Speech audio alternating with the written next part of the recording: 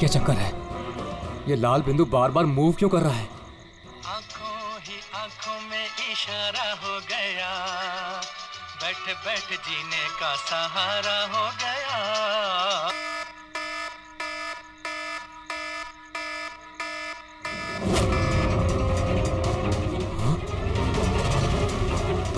ये लाल बिंदु कहाँ गायब हो गया?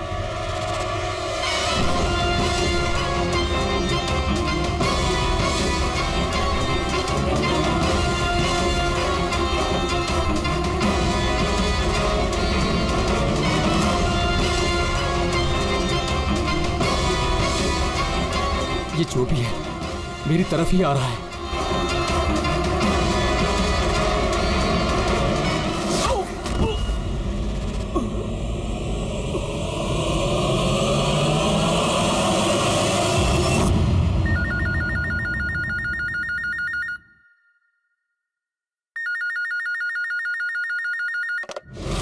Hello, CID bureau.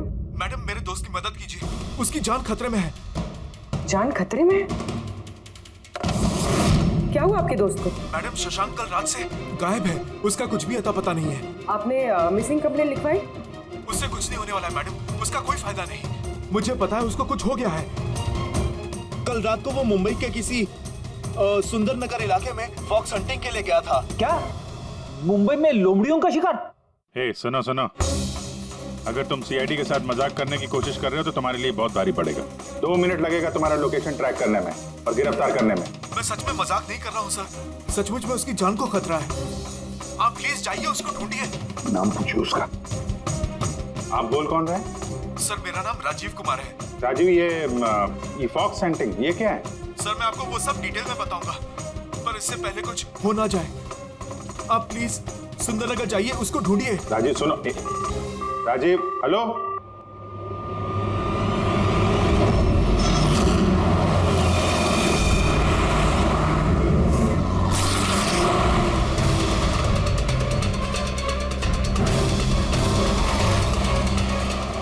सर एक मिनट, वो गाड़ी पीछे बिल्डिंग में है सर।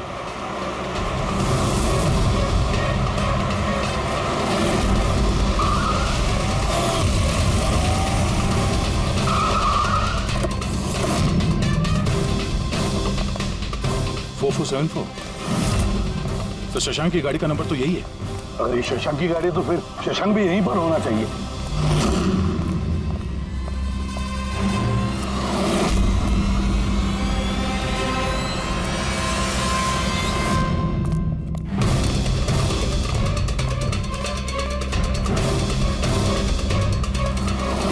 Oh my God.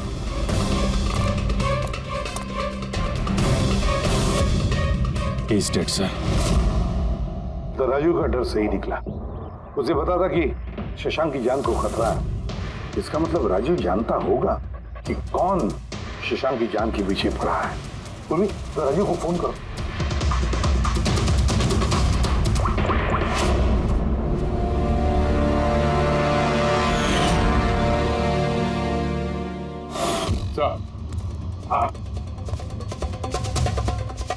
दो गोलियों के शर, .38 कैलिबर।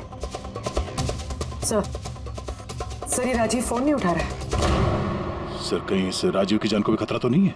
सर एक बात समझ में नहीं आ रही सर, शहर के इस इलाके में कोई लोमड़ियों का शिकार करने क्यों आएगा? शिकारी खुद शिकार हो गया। मुझे तो यहाँ दूर दूर तक कोई भी लोमड़ी नजर नहीं आ रही है। रेडी पंकज, चुप रहो। ये फॉक्स हंटिंग सीक्रेट कोड है और इसका राज सिर्फ राजीव ही बता सकता है। राजीव के घर जाके पता लगाना पड़ेगा।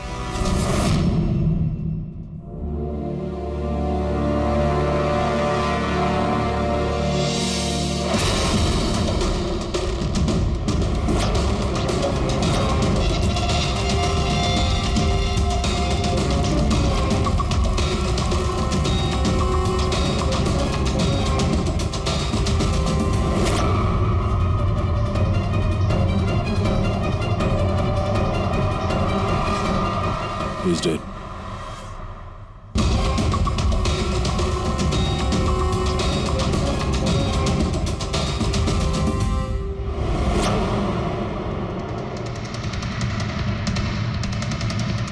सर राजीव है सर।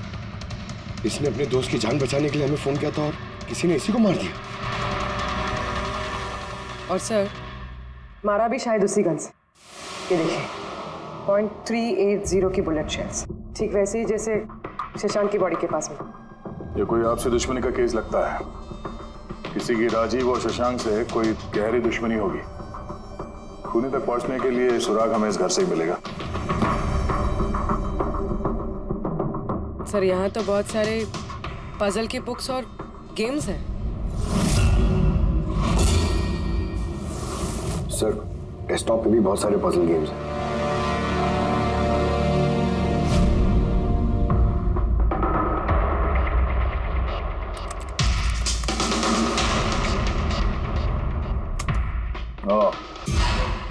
लगता है इस राजीव को पहेलियां सुलझाने का बहुत शौक था। ये देखो, उसके इस लैपटॉप पे ये पजल गेम का वेबसाइट खुला हुआ है। लेकिन सर इस पजल वाली वेबसाइट में है क्या? पूर्वी, लगता है ये वेबसाइट एक ग्रुप की तरह है। ये पजल प्रेमियों का ग्रुप। इस वेबसाइट पे जितने भी मेंबर्स हैं ये सब पहेलियों के शौकीन हैं। ये देखो, यहाँ पे ये पहेलियों के पिक्चर्स डाल रखे हैं और यहाँ पे ये अलग अलग तरह के पहेलियों के खेल के बारे में बात हो रही है। ये क्या? ये शशांक भी इस वेबसाइट का मेंबर था? अरे हाँ सर, लेकिन ज्यादा पुराना मेंबर नहीं था। इसने पिछले महीने ही वेबसाइट ज्वाइन की। सर इसका मतलब वो फॉक्स हंटिंग भी एक पहेली है जिसे सुलझा के ही हमें वो खूनी मिलेगा। हाँ पंकज, और लगता है कि फॉक्स हंटिंग की अगली कड़ी हमें इस शशांक के घर पे ही मिलेगी।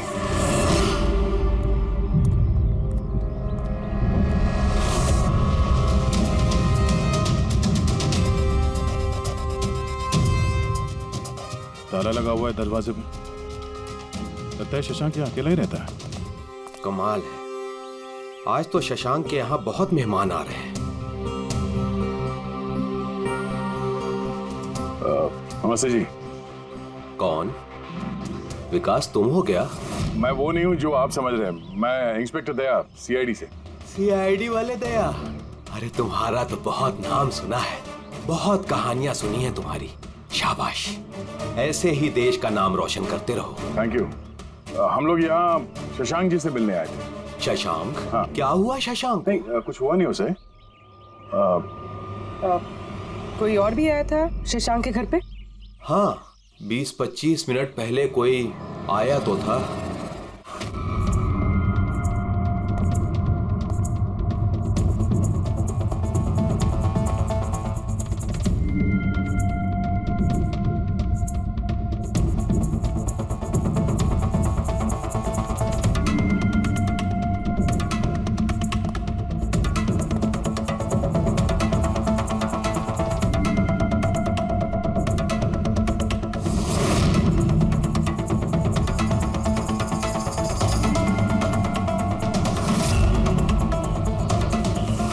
इलेक्ट्रॉनिक गैजेट्स, ये इंस्ट्रक्शन मैनुअल्स, ये सब देखकर तो लगता है कि ये शशांक एक इंजीनियर था।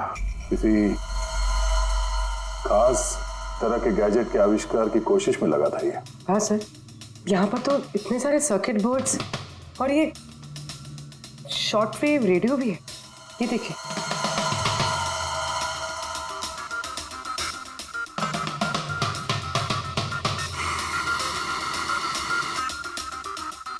इस जगह पे सामान सब जिस तरह से बिखरा हुआ है, ऐसा लगता है कि यहाँ हमसे पहले कोई आया था इस कमरे की तलाशी के लिए। लगता है वो किसी खास चीज की तलाशी के लिए आया था। सर कहीं वो आदमी तो नहीं जिसके बारे में वो बता रहे थे कि हमसे पहले आया था? सर कहीं इस घर की चाबी तो नहीं है उसके पास? हो सकता है खूनी के पास शशांक के घर की चाबी हो सकती है, मुमकिन है। पर अहम सवाल ये है कि वो यहाँ ढूंढने क्या आया था, और जो चीज वो ढूंढने के लिए आया था वो उसे मिला है या नहीं। लेकिन सर यहाँ पर तो इतना सारा सामान है, हमें पता कैसे चलेगा कि कोई सामान गायब हुआ भी है या नहीं? पूरी पहले तो हमें ये पता करना होगा कि राजीव और शशांक की दोस्ती कितनी गहरी थी, और ऐसे किस चीज में ये लोग फंसे थे जिसकी वजह से इनकी जान चली गई। सर राजीव और शशांक की तो मौत हो चुकी, हमें कैसे पता चलेगा कि उनकी दोस्ती कितनी गहरी थी? पता चलेगा। पजल वाली वेबसाइट के बाकी के मेंबर से पता चलेगा। तो मतलब कभी तुम रोनी, आशीष और प्रकाश शशांक और राजीव के साथ वेबसाइट पर रेगुलरली बातें करते थे? जी एसीपी सर। क्या तुम लोगों को किसी पे शक है कि उसने इन दोनों का खून किया? मालूम नहीं सर। अच्छा, ये तो मालूम होगा, ये फॉक्स हंटिंग क्या है? सर आपको फॉक्स हंटिंग के बारे में कैसे पता? जाहिर सी बात है, ये लोमड़ी का शिकार तो हो नहीं सकता। असली बात क्या है ये बताओ। सर मतलब समझाना इतना आसान नहीं है, ये एक लंबी कहानी है। शुरू करो कहानी। सर कुछ 1 महीने पहले ही शशांक हमारी वेबसाइट का मेंबर बना था, पर उसे हमारी तरफ पहेलियों का शौक नहीं था। तो फिर? सर दरअसल उसे अलग अलग तरह के गैजेट्स का शौक था और वो ये दावा करता था कि हमारे सामने एक ऐसी पहेली रखेगा जिसे हम कभी सुलझा नहीं पाएंगे। अच्छा, तो क्या थी वो पहेली? सर उसने खुद का एक शॉर्ट वेव रेडियो बनाया था और अलग अलग तरह के स्टेशंस को चेक करते करते वो एक खास तरह के स्टेशन पे पहुंचा, जिस स्टेशन का नाम था number station. Number station?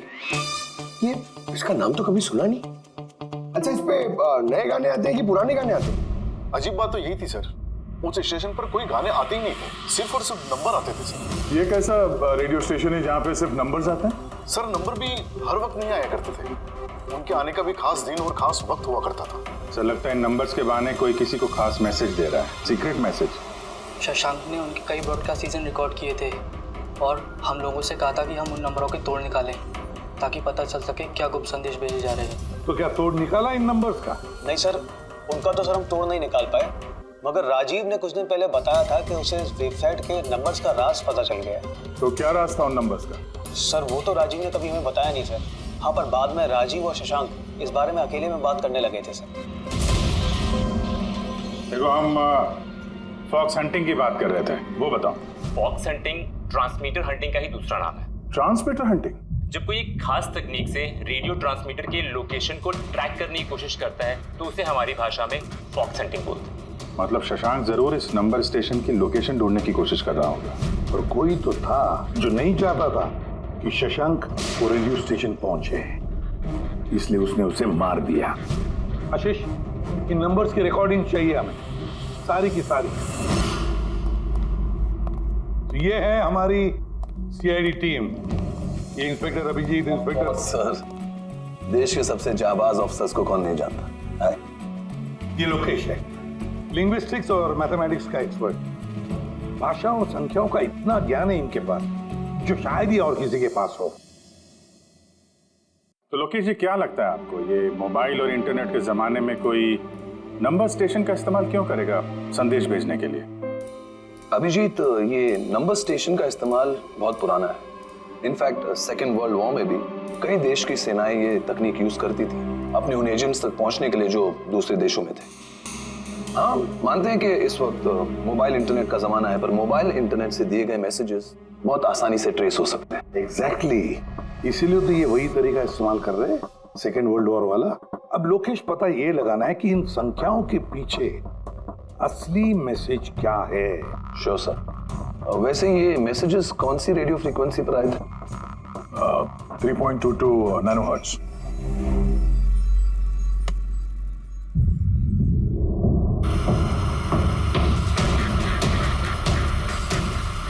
Sir, इस रेडियो स्टेशन से तो कोई नंबर वंबर नहीं आ रहा है। I am not surprise.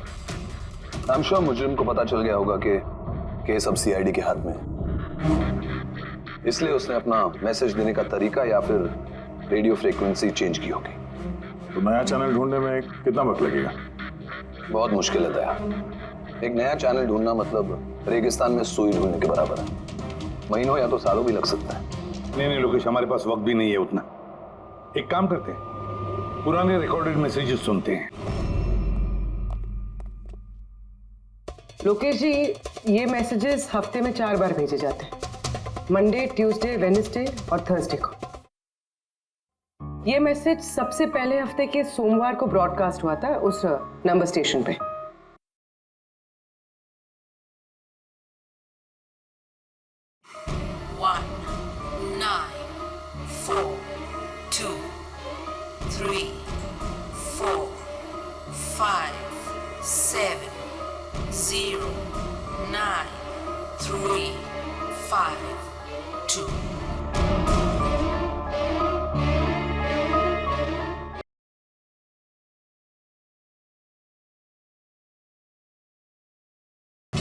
2, 3, 4, 0, 5.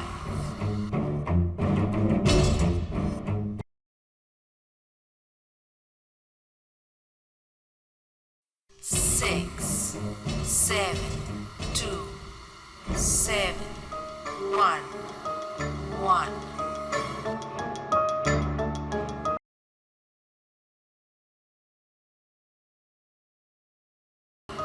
Two, 1, 8, 0, 7. Thursday.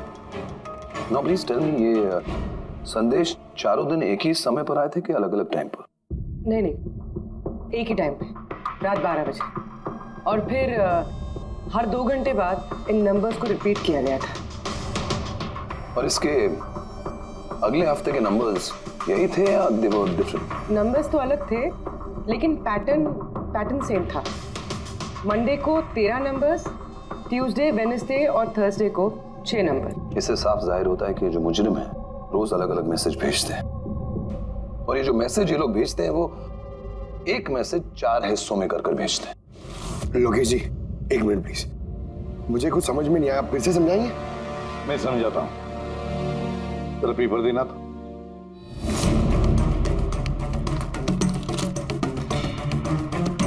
मान लो ये पूरा कागज एक मैसेज है, एक, इसके हम 4 हिस्से करेंगे। अब इस एक कागज के 4 टुकड़े हो गए, 4 हिस्से, मतलब एक मैसेज के 4 हिस्से हो गए, है ना? ये देखो,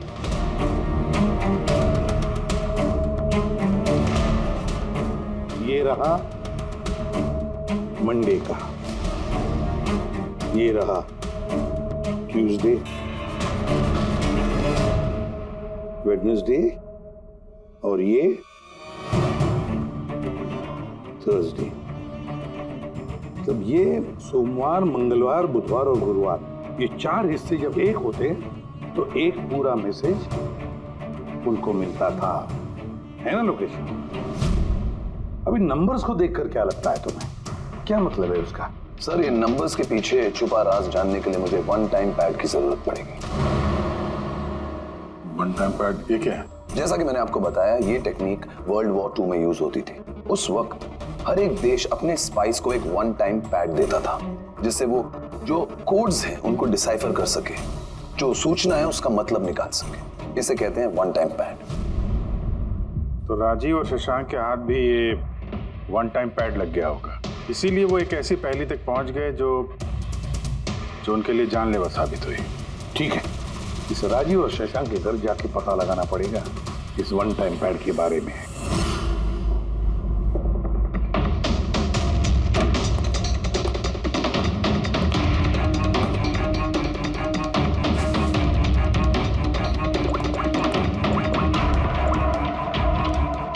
हेलो अभिजीत सर, यहाँ पर तो कोई कागज नहीं है। आपको कोई कागज मिला?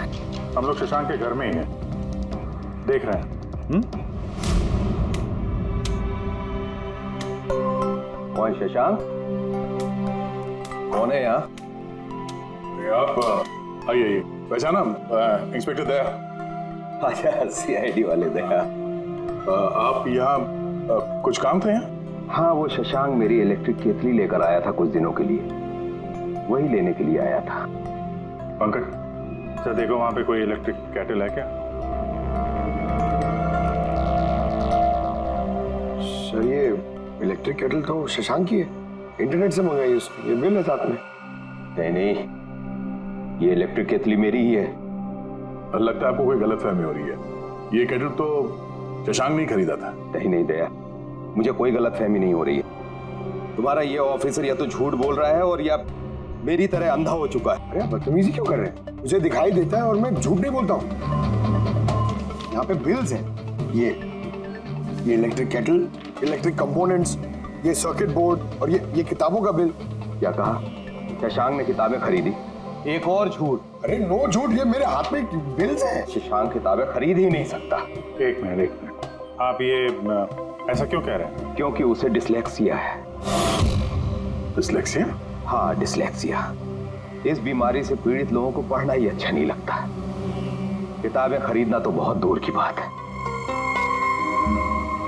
पंकज वो किताबें कहाँ हैं? सर किताबें तो नहीं है, ये खाली डब्बा है। ओह, इसका मतलब है खूनी यहाँ किताबें ढूंढने आया था। तो वो किताबें ही वन टाइम पैड है जिसकी हमें तलाश है। ये कितनी किताबें?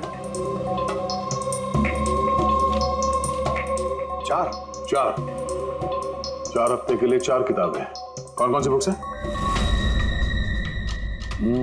तो ये है वो 4 किताबें जो शशांक के लिए ओटीपी का काम कर रही थी। Bye bye son, high like a kite, the great cyber heist, stone age. और इन्हीं किताबों में वो मैसेजेस भी छुपे हैं जो मुजरिम एक दूसरे को भेज रहे थे। सर सोमवार को ये लोग 13 नंबर्स भेजते हैं, यानी इन 13 नंबर्स का मतलब इन किताबों से मालूम पड़ेगा। मालूम पड़ेगा नहीं पूर्वी, मालूम पड़ गया समझ लो। देखो जैसे इंसानों की उंगलियों के निशान, फिंगरप्रिंट्स एक जैसे नहीं होते, किसी के भी एक जैसे नहीं होते, वैसे ही हर किताब का अपना एक ISB नंबर होता है, इंटरनेशनल स्टैंडर्ड बुक नंबर। वो 2 किताबों का एक जैसा हो ही नहीं सकता। और ISB नंबर 13 डिजिट का होता है। किताब के पीछे ये बारकोड देख रहे हो, इसके नीचे लिखा हुआ है। इसे किताब का बारकोड भी कह सकते हैं। वैसे ये नंबर दूसरे तीसरे पेज पे भी लिखा रहता है, ISB नंबर। सर मतलब इन ISB नंबर्स को इंटरनेट पे सर्च करके मुजरिम को सबसे पहले ये पता लगता है कि किताब कौन सी खरीदनी है। एग्जैक्टली। और फिर उस किताब के ISB नंबर से वो लोग अपना सीक्रेट मैसेज ढूंढ लेते हैं। तो जो पहले सोमवार को ISBN नंबर भेजा गया था सर, वो है ये 19423457099352। पूरी जरा चेक करो इन 4 किताबों में से ये ISBN नंबर किसका है।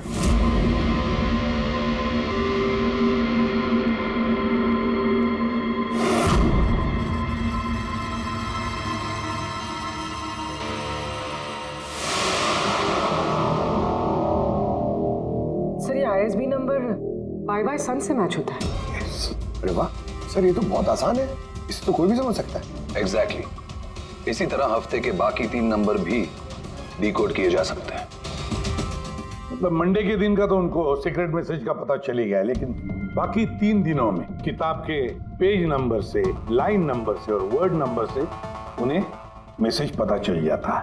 सर ये ट्यूसडे को आया message 923405, 92 page number 34 line 05 word, मतलब 92 नंबर पेज पे 34 लाइन 5वां वर्ड। ठीक उसी तरह से हर हफ्ते एक नई किताब और एक नया संदेश।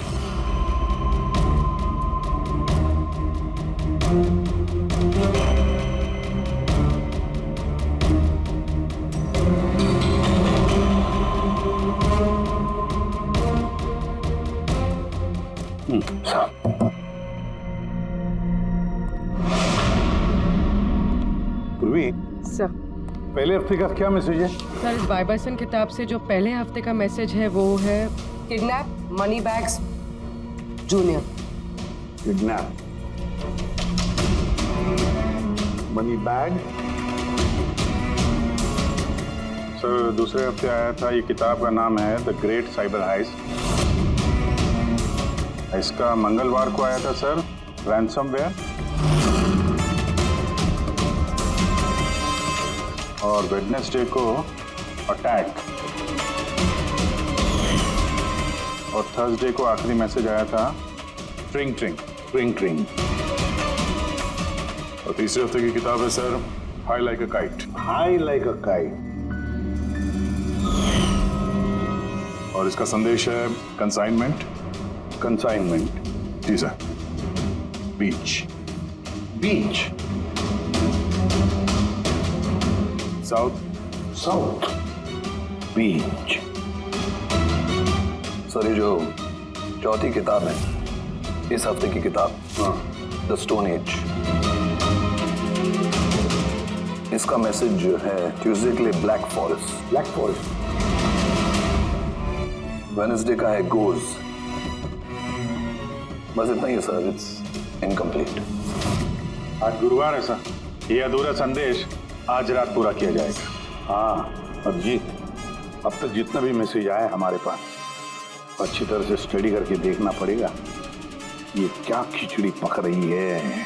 सर ये पहला message, kidnap money bag junior. ऐसा लगता है ये मैसेज अजिंक्य जी के लिए। अजिंक्य के लिए ही है दया, क्योंकि अजिंक्य सबसे बड़ा फाइनेंसर है फिल्मों का और उसका निकनेम भी मनी बैग है। किडनैप मनी बैग जूनियर, शायद कोई अजिंक्य के बेटे को किडनैप करना चाहता है। जूनियर? हाँ हो सकता है, बिल्कुल हो सकता है अभिजीत। फिर अगला मैसेज है रैंसमवेयर अटैक ड्रिंक ट्रिंग। यार ड्रिंक ट्रिंग तो हमारी देश की सबसे बड़ी टेलीकॉम कंपनी है, कहीं ऐसा तो नहीं ये गैंग इस कंपनी पर रैंसमवेयर अटैक करने वाली है? सर ये रैंसमवेयर अटैक मतलब? अरे यार कोई ड्रिंक ट्रिंग कंपनी के डेटा और सर्वर को हैक करना चाहता है, और हैक करने के बाद फ्री करवाने के लिए वो लोग ड्रिंक ट्रिंग कंपनी से रैंसम लेंगे। ओ, तो इसे कहते हैं रैंसमवेयर अटैक। मगर सर ऐसे कोई न्यूज़ तो आई नहीं है कि ड्रिंक ट्रिंग कंपनी पे ऐसा कोई साइबर अटैक हुआ हो। सर मेरे पास भी ये ट्रिंक का ही सिम कार्ड है, लेकिन कनेक्टिविटी का तो कोई इशू ही नहीं है। और सर तीसरा मैसेज है कंसाइनमेंट साउथ बीच। ऐसा लगता है कि साउथ बीच में कोई गैर कानूनी कंसाइनमेंट आ चुका है या फिर आने वाला है। Black forest gold. Abhijeet Daya, इस गैंग का असली गेम क्या है आज रात को 12 बजे से पहले पता लगाना पड़ेगा, और रात के 12 बजे जो नंबर ब्रॉडकास्ट होने वाला है उसे ब्रॉडकास्ट होने नहीं देना चाहिए। क्या काम करो, इस अजिंक्य के घर जाओ और पता लगाओ उसका बच्चा ठीक है क्या। अभिजीत ड्रिंक ट्रिंक कंपनी में जाकर उन्हें अलर्ट करो, कहो कि उन पर शायद साइबर अटैक होने वाला है, रैंसम अटैक। और पंकज साउथ बीच जाओ और देखो कोई कंसाइनमेंट आया है क्या, या फिर कोई कंसाइनमेंट आने वाला है क्या, पूरा पता लगाओ। सर मैं कहाँ जाऊँ सर? हम कहीं नहीं जाएंगे, हम तीनों यहीं पर रुकेंगे ये पता लगाने के लिए कि इस गैंग को कैसे पता चला कि शशांक और राजीव ने उनके सारे मैसेजेस डिकोड कैसे किए।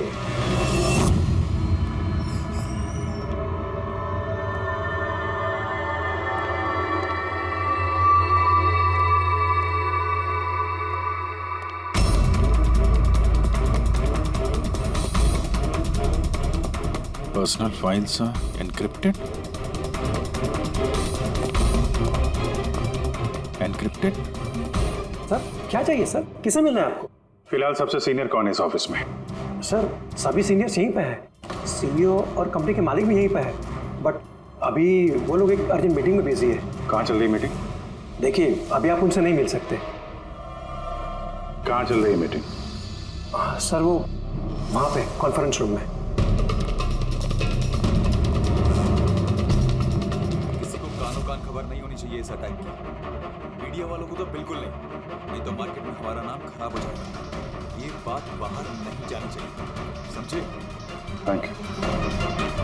जिसका डर था वही हुआ, गैंग कामयाब हो गया इस अटैक में।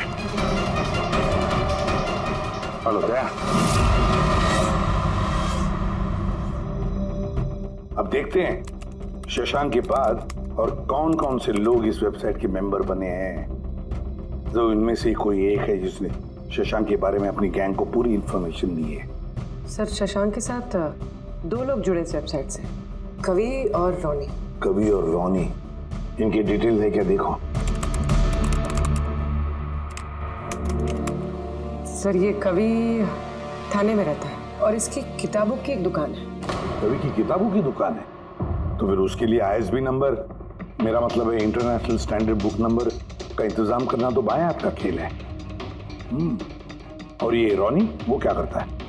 सर रोनी पुणे के कॉल सेंटर में काम करता है। जरूर इन दोनों में से कोई एक है जो शशांक और राजीव की मौत का जिम्मेदार है, और वही अपनी गैंग की नई रेडियो फ्रीक्वेंसी भी जानता होगा।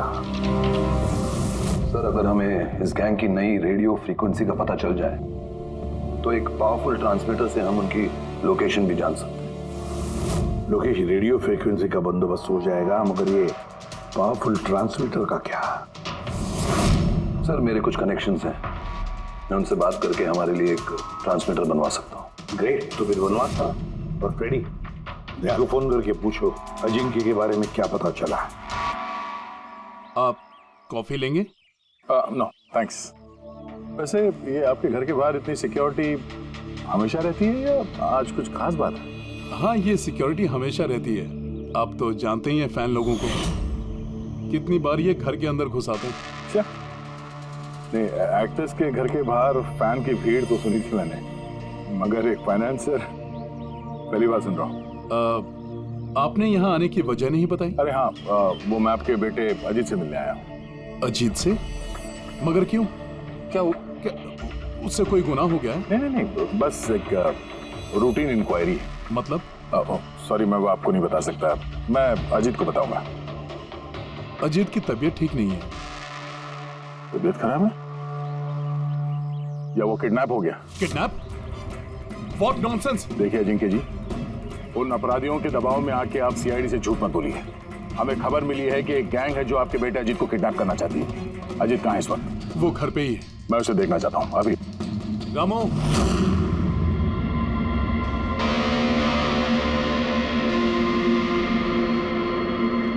अब तो तसल्ली हो गई।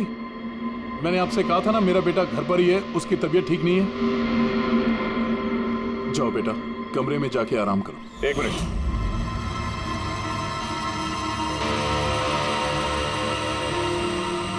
जरा कैप निकालना। मत उतारना टोपी। क्यों नहीं? हाँ? क्या कहा मैंने? क्या बता रहा हूँ? चलो। नहीं। उन्होंने क्या बोला?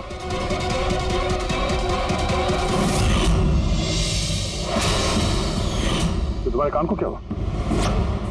हाँ? क्या हुआ क्या ये?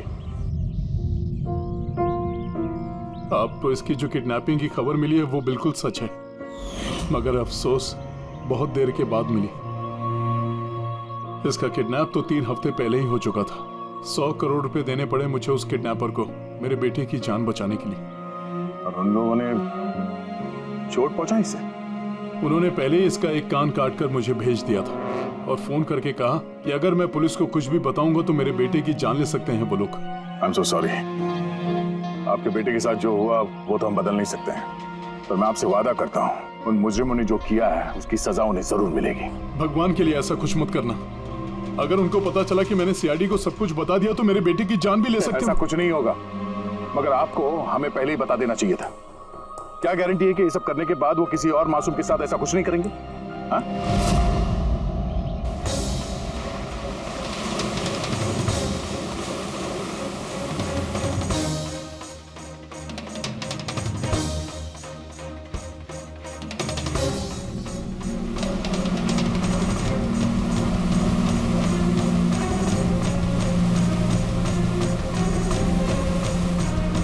अगर वो कंसाइनमेंट आ चुका है और डीलिंग हो चुकी, फिर तो कोई सुराग मिलना चाहिए यहाँ पर।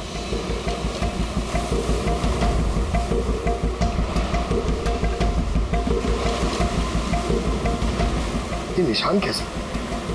इन्हें देख के तो लगता है जैसे कि कोई बहुत भारी सामान या डब्बा घसीटा गया है। और कोई सामान तो यहाँ पे नहीं दिख रहा। शायद कंसाइनमेंट ही होगा।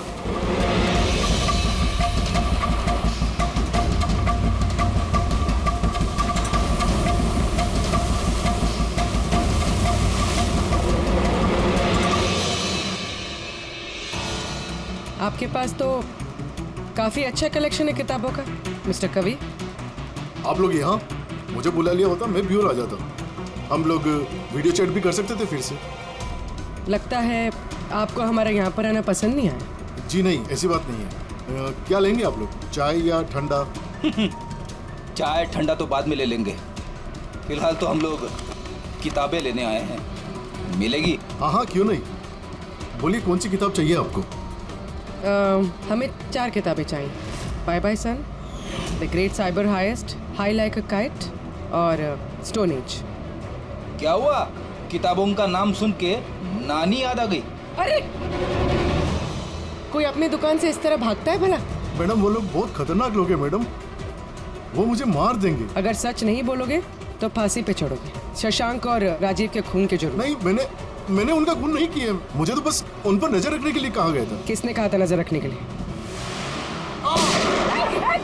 कवि! कवि! हाँ, कवि! 6.21 नैनोहर्ट्ज। क्या? लेकिन कवि 6.21 नैनोहर्ट्ज। अब इससे पहले कि इस हफ्ते का आखिरी संदेश वो लोग भेजे और एक जुर्म करें, हमें इस गैंग को रोकना होगा। और सर, जितने भी जुर्म इस गैंग ने किए हैं, सब के सब वीकेंड में किए हैं। शुक्रवार, शनिवार, रविवार। हाँ, तो गुरुवार के दिन आखिरी संदेश आ जाएगा और फिर फ्राइडे और सैटरडे, शुक्रवार और शनिवार के दिन वो लोग जुर्म कर देंगे। और सर, जुर्म सिर्फ एक तरीके का नहीं है, अलग अलग तरह का। ये kidnapping, cyber extortion. Sir forensic lab से आ रहा हूँ। डॉक्टर सालुंके को रेत से कोकेन की ट्रेसेस मिले सर। माय गॉड, बीच में ड्रग स्मगलिंग चल रही है। न जाने किन किन गुनाहों से जुड़ी हुई है ये गैंग। देश की सुरक्षा को ध्यान में रखते हुए हमें इस गैंग को जल्द से जल्द खत्म करना ही होगा। Sir, transmitter 6.21 nanohertz, right? 6.21 nanohertz. तो हम इस गैंग के रेडियो फ्रीक्वेंसी तक पहुंच सकते हैं। अब आएगा मजा। अब हम फॉक्स हंटिंग करेंगे।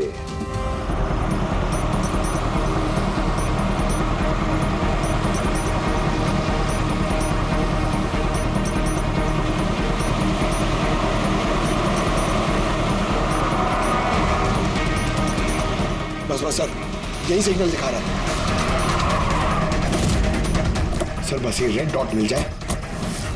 देखो रेड डॉट कहां पे है।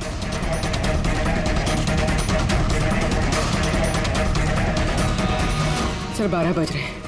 ये ब्रॉडकास्ट किसी भी वक्त हो सकता है। मैसेज मिस नहीं होना चाहिए। हाँ, किधर है सर?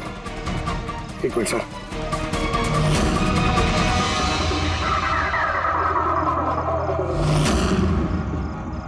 सर, हाँ, एक मिनट सर। इधर है सर।